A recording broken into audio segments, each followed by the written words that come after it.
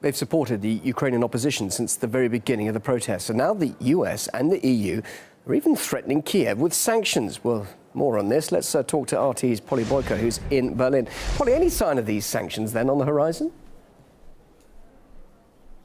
Well, since this most recent escalation of violence in Kiev, there's been a considerable amount of pressure on Ukraine already from outside the country. We've already had the US Embassy in Kiev said that it's going to revoke the visas of certain Ukrainian officials that are linked to the violence that's been taking place. And the US Embassy there has said that it's considering further action. And the European Union could be following suit because they've placed the blame for what's taking place in Kiev solely on the Ukrainian leadership. The president of the European Commission, Jose Manuel Barroso, has said that the EU may have to rethink its entire relationship with Ukraine, and they are warning of further consequences. He hasn't specified what those consequences might be, but one MEP today spoke about the pre-sanction step of potentially checking the EU bank accounts of certain Ukrainian oligarchs that are linked to the Ukrainian leadership. Now, the implication there is that perhaps further down the line they could be freezing those bank accounts. But the EU official who's responsible for widening the EU net, so to say, the European Commissioner for Enlargement and Neighbourhood Policy, well, he's visiting Ukraine on Friday. So on the one hand, we've got condemnation of what's taking place, very tough talk and threats. And on the other hand, we've got talk of Ukraine eventually still signing on that dotted line. What we're hearing from the United States and from the European Union is, of course, the most cynical hypocrisy. After the last few years of the brutal police repressions of the Occupy Wall Street movement in the United States and the anti-neoliberal austerity diktats that have been instituted around the European Union, which brought literally tens of millions of protesters out onto the street, them calling against violence in the Ukraine, where the majority of the injuries for the past few days have been from the police that have suffered injuries from Molotov cocktails, fire bombs, knife stabbings, clubbings with morning stars, withered shots from trebuchets constructed in the Maidan, and bows and arrows. I mean, we're frequently seeing a level of medieval violence from the protesters. That is where the real violence in these protests is coming from. Until today, there was no retaliation from police, essentially, or until last night, you can say. They were almost, they had strict instructions not to follow the provocations. But it's worth mentioning, though, right now, I think what we're seeing a change in tactics on the side of the police. Do you think we're likely to see statements attributed to Nuland damaging the relations with Washington? Honestly, if I were a European Union official, I would demand an apology. But considering that they're on the same page with the U.S. government, considering setting up a client regime in Ukraine, I'm inclined to believe that Brussels and the officials there and the various commissars, including Baroness Ashton, would tend to gloss over this because, again, it's not necessarily what is done, but who does it to whom. And if so long as they're united in efforts to replace the government in Kiev with somebody more obedient, they'll tolerate the internal spats. She's apologized for a comment that she's not admitting she made, which is itself a confirmation that the comment was indeed made. But what she hasn't apologized for is the plans to midwife a new government in Ukraine. In other words, she's apologizing for cussing out the EU, but she's not apologizing for trying to overthrow a government in Kiev, calling it popular democracy. Obviously, there's more to it than that. I don't think anybody in the U.S. establishment is sorry for what they're trying to do. I think they're very proud of it, and I think they're going to persevere. Where do you think the reporting came from? That I honestly don't know. I'm as stumped as you are.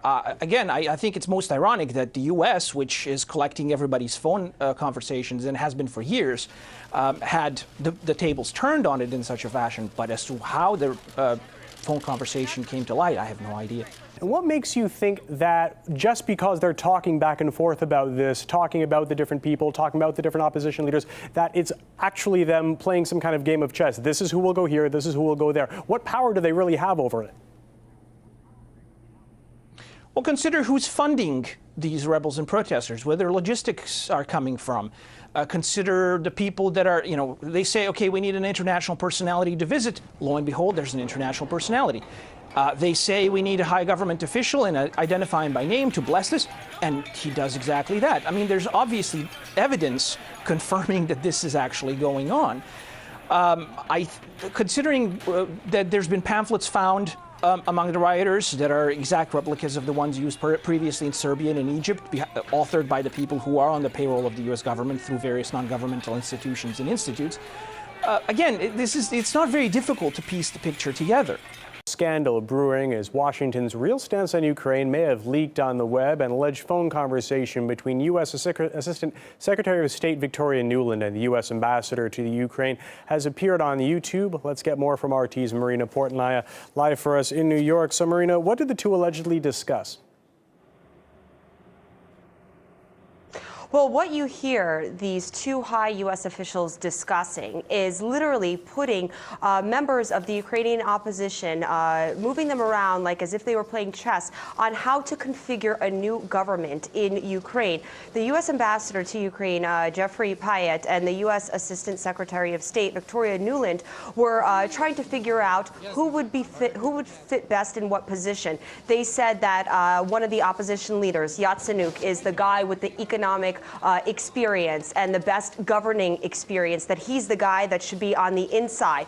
When they also mentioned Klitschko, another opposition leader, and one more, Tsenibok. The two U.S. officials say that those are the guys that should remain outside of government. They even referenced Klitschko as a complicated electron in the circumstance of creating a new government. They said they mentioned even troubles that he's having in his marriage right now, how that could come into play with him having a role in the newly formed Ukrainian government. They spoke about keeping the moderate Democrats together. They also spoke about the fact that they need something to make their plan stick. Once a new government is formed, if it starts gaining altitude, they need some kind of symbolism, be it a UN figure to come into Ukraine, give a nod to it. They say if that doesn't happen, they said that the Russians could come in and torpedo any plans the U.S. is now putting in place for the new Ukrainian government. And was there anything else significant in the recording? There was another significant, probably the most controversial part of the recording is when they were discussing an international personality to come out and quote unquote midwife this thing. They said that they rather have a UN official come in and help glue this thing together, and then Victoria Nuland, the Assistant Secretary of State to the U.S., made a very controversial comment about her European allies. Let's take a listen. So that would be great, I think, to help glue this thing and have the UN help glue it. And, f*** the EU. And these are the images that shocked the world just a few weeks ago when over 80 people were shot dead during riots in Kiev. Ukraine's government then insisted that police had nothing to do with the killings, and now those claims have been independently backed up. In a leaked conversation with the EU's foreign policy chief, Estonia's top diplomat says it was the same snipers who targeted both activists and police there. All the evidence shows that people who were killed by snipers from both sides, among policemen and people from the streets, that they were the same snipers killing people from both sides. Well, It's the same handwriting, the same type of bullets, and it's really disturbing that now the new coalition, that they don't want to investigate what exactly happened, so that there is now stronger and stronger understanding that behind snipers, it was not Yanukovych, but it was somebody from the new coalition. The EU Foreign Policy Chief has refused to comment, but the authenticity of the conversation has been confirmed by Estonia's foreign minister. And even though he can be clearly heard in the recording saying the snipers were hired by someone in Ukraine's new coalition, the diplomat later insisted this does not implicate the current authorities. Ukraine's city of Odessa is burying those who were burned alive in a barbaric act of violence on Friday. 46 people were killed and around 200 injured. Fire breaking out in a building there. Fierce street clashes which culminated in a huge fire. Clash between pro-Russians and government supporters led to a fire. Well, clashes did take place, so did the fire, but there are many indications of who started it, and it's now known that all of those who died were citizens of Odessa. Here's video footage from that day most mainstream media has chose to ignore. You may find some of these images disturbing. Well, a gang of protesters and far-right nationalists tore down a makeshift camp of anti-Kyiv protesters outside a trade union house, driving them into the building for shelter. They started hurling Molotov cocktails into the building, which set it ablaze. There were pictures showing people with Molotov cocktails on the top of the building as well. What's clear is people couldn't get out since entrances were reportedly barricaded. Many had to jump out of windows. And some of those who managed to get outside were greeted with sticks and kicks. Some people also died of bullet wounds. Okay, TV news decided not to be explicit while covering the gruesome moment. Who cares who started the fire or that the deaths were not caused by clashes? Maybe online newspapers were more precise? Or not. People died in a hall set ablaze as pro-Russia protesters battled Kyiv loyalists, say USA Today. A clear indication there that those pro-Russia protesters could be behind the violence and not the ones who actually burned to death. Newsweek reports of dozens killed as a result of clashes with no mention of those who died. But the Telegraph went further than that. Its journalists cite someone as saying that pro-Kyiv rioters tried to rescue those trapped inside and even formed a protective corridor to provide safe passage for them. Are you talking about this helping hand, or should I say feet? Well,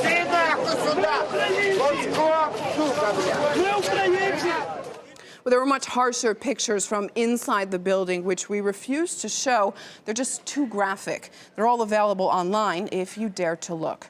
One thing is absolutely clear, that those people, 46 people, were burnt alive, and I find that hard to shake. But it would be unfair to not mention that we did find some more or less balanced reporting on the BBC website. They reported that pro-Kyiv gangs attacked the tent city first, as we showed you video, prompting people to flee and hide in the building. Plus, they cite an American journalist who described the scene as nothing less than a lynching. Here's what Odessa's police reported after Friday night's inferno. They say that the building caught on fire as a result of using Molotov cocktails by the offenders inside, meaning the anti-Kyiv camps, you know, the so-called Russian separatists. So they basically suggest that these people set themselves on fire. But video shows the opposite.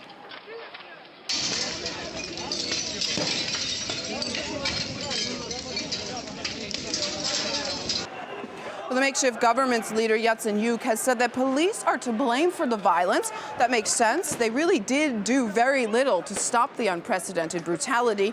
But Yatsenyuk's second accusation came after he apparently failed to find Russia's hand in Odessa after saying this. Find all instigators, organizers, and all those who began under Russian leadership a deadly attack on Ukraine and Odessa. Well, the massacre wasn't unnoticed in the West. Swedish Foreign Minister Carl Bildt felt obliged to post his comments on Twitter. Horrible, says Bildt, but from his point of view, it was bloody pro-Russians who instigated the violence and killed themselves. Well, American diplomats were much more careful with their wording, probably a good choice here, although they didn't find enough courage to condemn the violence committed by pro-Kyiv activists. Just a set of cliches: work together, restore calm, bring those responsible to justice.